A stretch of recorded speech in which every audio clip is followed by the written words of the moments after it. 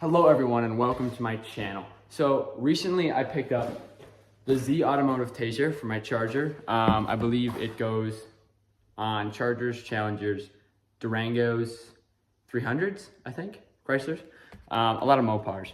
And when I was looking at kind of what this was, I noticed there was quite a bit of information on their website, but beyond that, like an actual review, not from them, there wasn't too much of.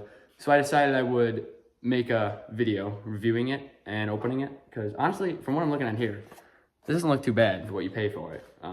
But I guess we'll have to see. So with that, I guess we get right into opening it up and reviewing it. So here we have it, the ZAutomotive Tazer.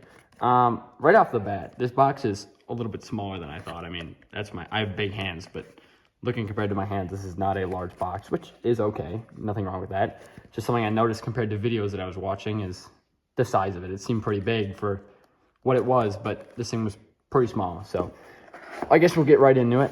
Like I mentioned before, this box, high quality. They know what they're doing. They didn't just throw it in any ordinary box. They got their own boxes that open from the side opening boxes, the best kind of boxes. They're so nice to open. I mean, look at this, look at this.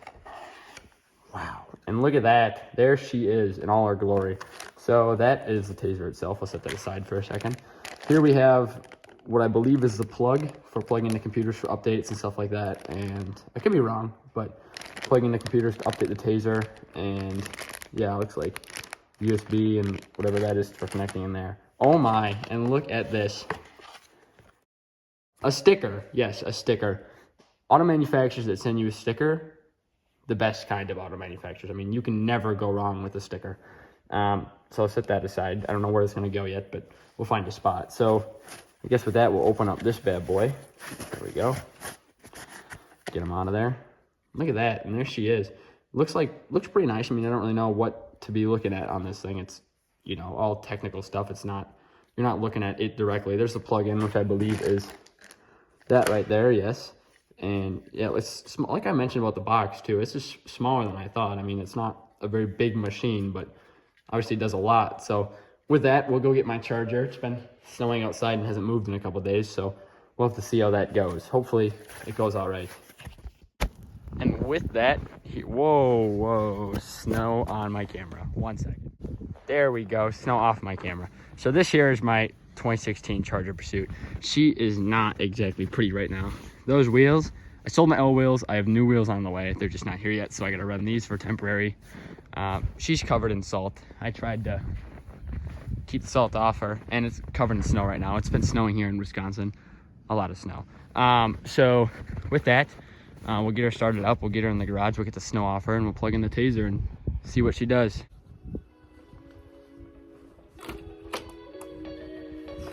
Oh, snow everywhere. Oh, that's not fun.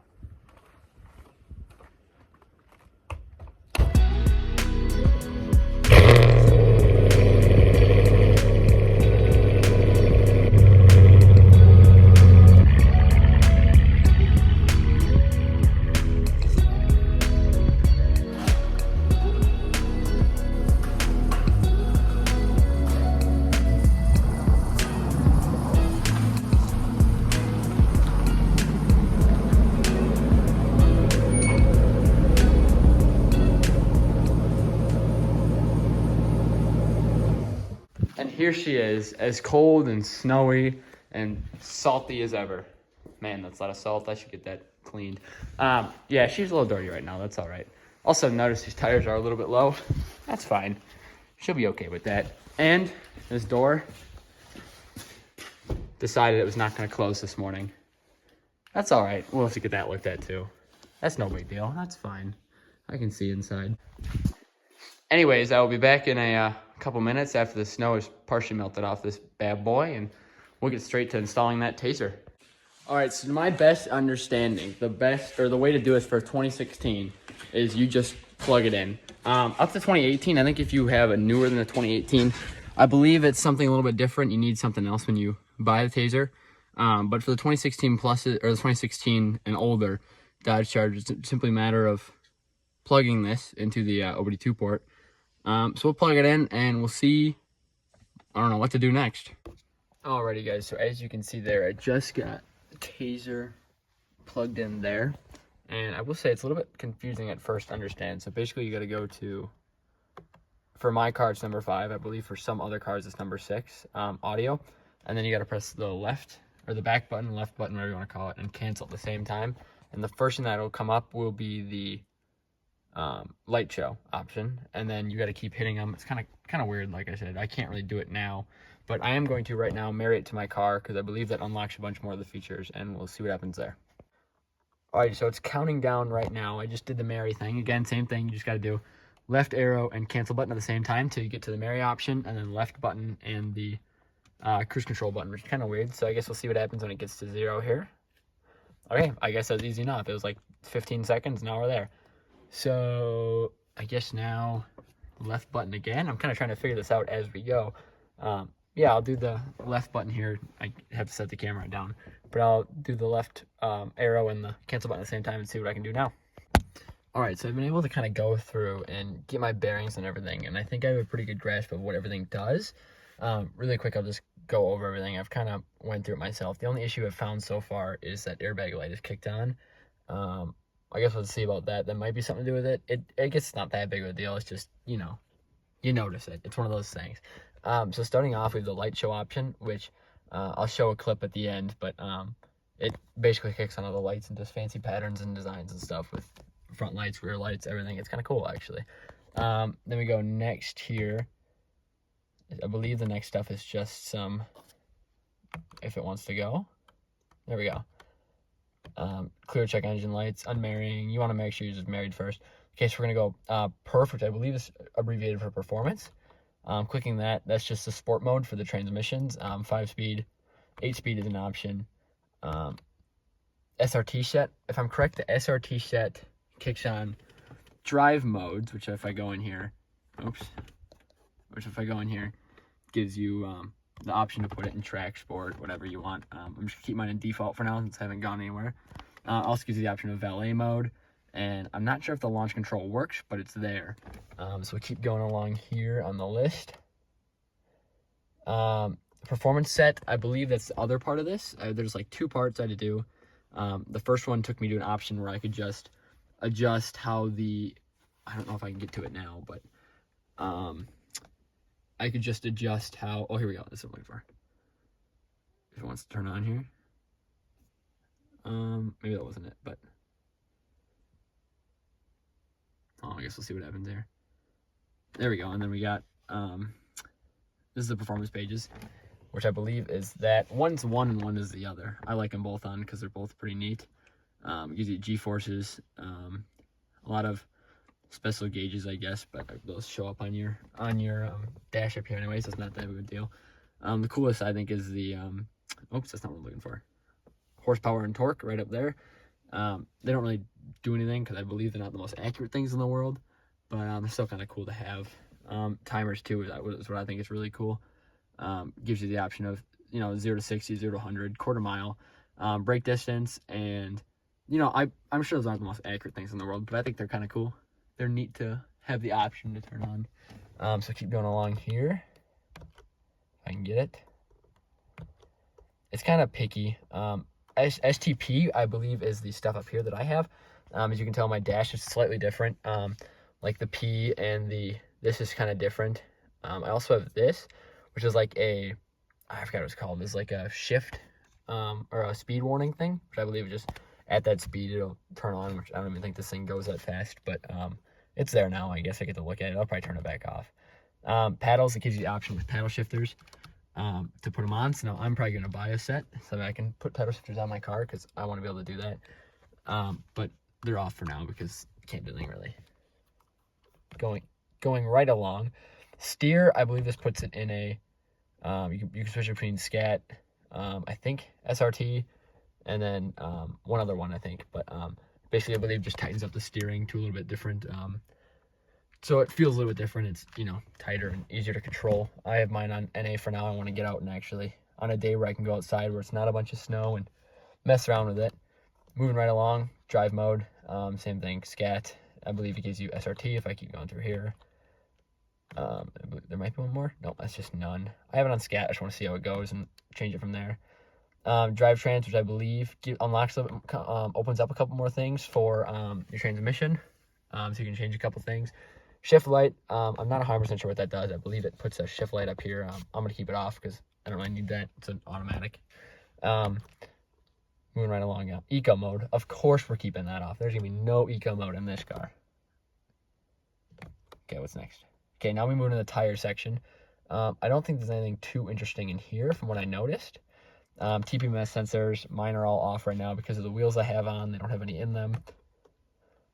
Just gives you some PSI stuff. One of my tires is low. Then we'll go on the radio, which I believe is all visual stuff. Or not visual. Here, one sec.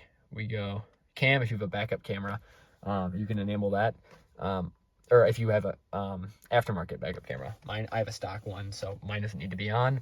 Doesn't change anything. Then we keep going. Cargo cam, I think does the same thing. You have to have that on if you have a backup camera. And then camera grid, that's when you put it in reverse and you have the grids coming up through here that kind of show you lines and stuff. Mine's on because that's how it is from factory, so I'll leave it alone. Oops, and I accidentally hit it anyway. DVD, I think that enables a DVD option or in some way or some form. I'm gonna keep it off because it's 2022 now. Nobody uses DVDs anymore. Travel link, I'm not 100% sure what that does. I think that's for things with the Uconnect option. Mine does not have that, so I'm not gonna worry about that. If you're really curious, there's a lot of information on their website. That's where I kind of was picking up a bunch of my information. Okay, then we go into comfort, which is another very interesting section here. So the splash, I haven't been able to figure out how that works yet, but the splash is basically when you turn the car on, what shows up here. For me, it just says charger. I'm not 100% sure why it doesn't work for me. When I turn it off and turn it back on, it just does a normal charger one. I'm not sure if it's going to kick in eventually or what, but for now, it just stays there. It might turn on eventually, but they have the option of Demon, 1320, not 100% sure what that does. I'll find out one time. Red Eye, and then I think Hellcat is right there. Yep. So I'm going to keep mine on if I can get it there. Scat for now. I just want to, that supposedly is the B. I don't know. I think it's kind of neat, but for now it just stays there. Remote windows. When you click the unlock button, I believe 6 times, the window should roll down. I can't figure out why that doesn't work either. I'm not sure if it has something to do with the fact that my door doesn't close. But I'll leave it on. If it works, it works. If it doesn't, it doesn't. It's not too big of a deal. Belt dinger. So basically, the belt chime when you have your seatbelt off. Be buckled up when you're driving. You don't need to not be buckled, but if you have something heavy in your passenger seat or something and it's going off or something like that, at least you can turn it off. The light here still sticks on. I don't know why this looks so filthy right now, but that still stays on. You can't turn that off, obviously probably for the better. But you have the ability to turn off the chime. Easy exit. So when you turn, I'm gonna turn it on because I like that feature. So basically, if your car has an automatic, if it has power seats and power steering wheel, basically like a tilt, when you turn the car off, your seat goes back and your what's this called? Steering wheel goes all the way up, and you have an easy exit. For tall people like me, it just makes it a little bit easier, and it's also something cool to show off to your friends, I guess. That's what most of this is, though, to be honest. And that's kind of goes into the update and some of the other stuff. And then after every time that you change some major stuff, you have to do the full reboot. It kicks it in and, gets it proper. And yeah, I guess that's it. So with that, I guess we'll take her outside and I can show some of the light shows. All right, so here it is with the light show on. As you can tell, I'm missing my fog lights, so, you're missing part of the light show.